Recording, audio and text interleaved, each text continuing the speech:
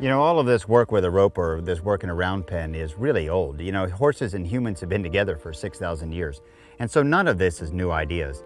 But we feel like there's a direct application between the language that you can establish in a round pen or on a rope using those exercises to no matter what you do. Whether you're eventers like us, or whether you're a jumper, or you're a reiner, or you cut cattle, doesn't make any difference. These exercises, we feel, will directly benefit your communication with horses.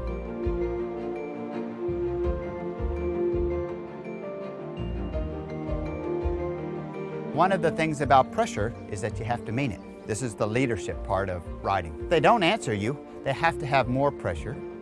If they do answer you, you release the pressure. That is the big part about all of this type of communication.